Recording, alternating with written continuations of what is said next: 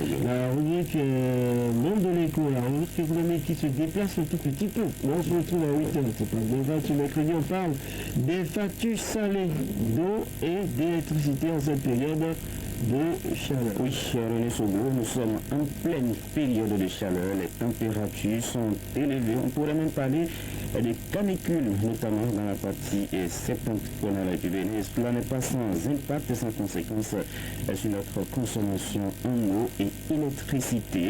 Vous en savez quelque chose d'ailleurs. Pour faire face à cette période de chaleur, de forte chaleur, les brasseurs, les ventilateurs et climatiseurs sont fréquemment sollicités. Il faut aussi ajouter les réfrigérateurs qui consomment énormément l'énergie, très énergivore. Donc on utilise aussi beaucoup d'eau, notamment pour se désaltérer et pour se doucher.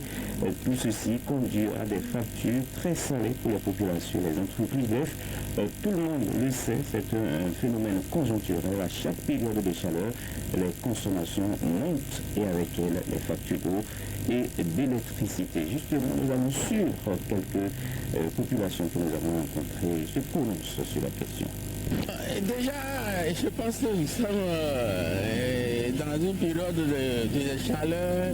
Chacun de nous utilise beaucoup de ventilateurs qu'on sort. C'est le moment où les gens qui ont quand même un peu de moyens utilisent, n'est-ce pas, autant plein ventilateurs, climatiseurs et autres. Donc voilà, ça doit avoir forcément un impact sur le coût de la facture. Forcément, ça n'a rien à faire. Donc cela, ça dépend le goût de chacun, ça dépend les moyens financiers de chacun. Comme vous-même vous le constatez, quand il fait chaud, le blanc nous a permis d'avoir des matériels qui peuvent nous permettre de dormir à l'aise, même s'il y a la chaleur. C'est quoi ce matériel? C'est les brasseurs que nous utilisons. Et ces brasseurs consomment le courant. Elles consomment le courant et suite à ça, la facture augmente. Elle augmente. Alors, il existe cependant des astuces pour réduire sa consommation en eau et en électricité. Oui, heureusement, en ce moment, ça allait être beaucoup plus compliqué. Ce sont de simples gestes qu'il faut avoir au quotidien pour éviter des factures salées à la fin du mois. C'est tout ce que nous connaissons. Il faut débrancher les appareils électroménagers lorsque vous quittez la maison. Il faut éviter de laisser le robinet ouvert parce que même s'il y a coupure, l'eau peut revenir à tout moment. Il faut suivre ces différents conseils pratiques pour que vos factures ne soient pas salées dans cette période de chaleur. On a besoin de l'eau et de l'énergie électrique pour pouvoir faire face à cette température qui monte. Nous allons justement suivre Mimiro Bidari. Lui, il est membre, l'un des responsables de l'association Eau et Électricité pour tous. Il parle justement de ces astuces. Premièrement, le consommateur doit nécessairement surveiller sa consommation mieux que d'habitude pour ne pas trop subir les conséquences de la hausse des tarifs. Deuxièmement, si le consommateur parvient à garder sa consommation inférieure ou égale à 20 kWh, c'est-à-dire la tranche sociale, il ne subira aucune augmentation sur sa facture car la subvention du gouvernement couvre toute augmentation pour la tranche sociale.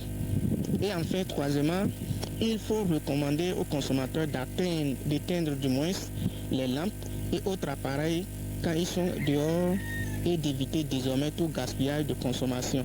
Voilà globalement les conseils que nous avons à l'endroit de nos consommateurs pour mieux gérer leur consommation en cette période de la chaleur.